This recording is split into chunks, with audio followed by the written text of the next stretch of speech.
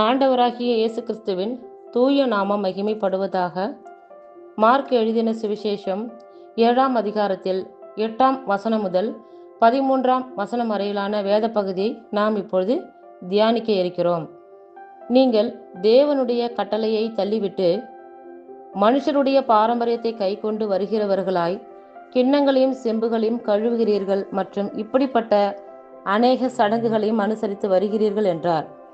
பின்னும் அவர் அவர்களை நோக்கி, நீங்கள் உங்கள் பாரம்பரியத்தை கை கொள்ளும்படிக்கு தேவனுடைய கட்டளைகளை உயர்த்தமாக்கினது நன்றாயிருக்கிறது.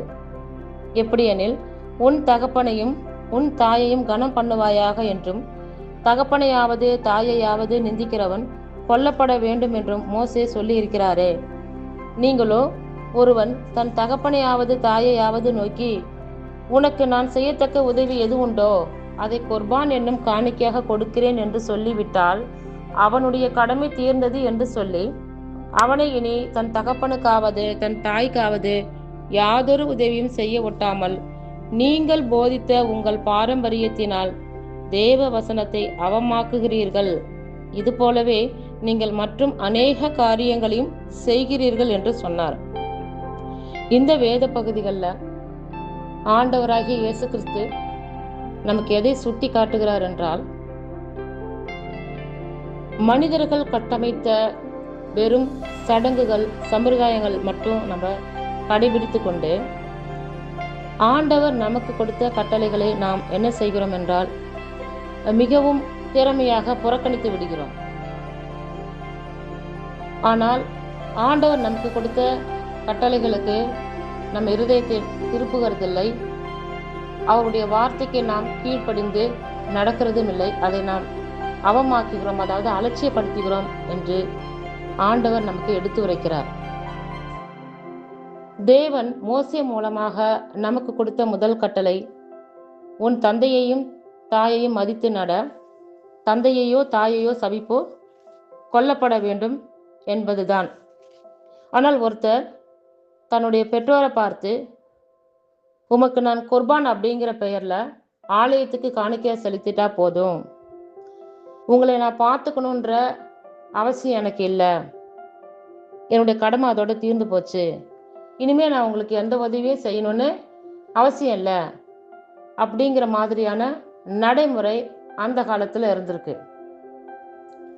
நம்முடைய ஆண்டவராகிய இயேசு கிறிஸ்து இத்தகைய நடைமுறைகளை அவர் வெறுக்கிறார். நீங்கள் உண்மையிலேயே கைகொண்டு கடைபிடித்து நடக்க வேண்டிய விஷயம் என்னவென்றால், ஆண்டவர் நமக்கு கொடுத்த கட்டளைகள், அதற்கு கீழ்ப்படிந்து நடக்க வேண்டும் என்பதைத்தான் அவர் சுட்டி காட்டுகிறார். ஆனால் நாம் என்ன செய்கிறோம் அப்படின்னா, 8ஆம் வசனத்தில் அவர் சொல்லியிருக்கிறாரு, நீங்கள் தேவனுடைய கட்டளையை தள்ளிவிட்டு மனுஷருடைய பாரம்பரியத்தை கை கொண்டு வருகிறவர்களாய் கிண்ணங்களையும் செம்புகளையும் கழுவுகிறீர்கள் மற்றும் இப்படிப்பட்ட அநேக சடங்குகளையும் அனுசரித்து வருகிறீர்கள் என்றார்.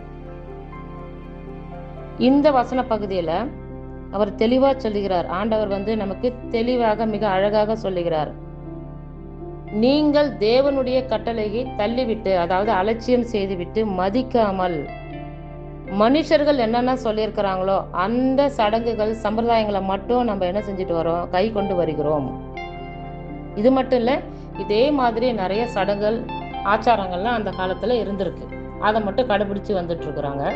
ஆனா ஆண்டவர் கொடுத்த கட்டளைகளை அவங்க மிக திறமையாக கடைபிடிப்பது மாதிரி என்ன பண்ணிடுறாங்க, அதை புறம் தள்ளி விடுகிறார்கள் அப்படிங்கிறத ஆண்டவர் சுட்டி காட்டுகிறார்.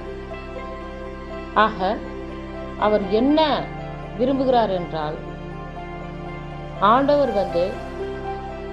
அவர் எப்படி வாழ்ந்தாரோ, அவர் எப்படி ஆண்டவருடைய கட்டளைகளுக்கு கீழ்ப்படிந்து வாழ்ந்தாரோ அப்படியே நாமளும் வாழணும்னு நினைக்கிறார்.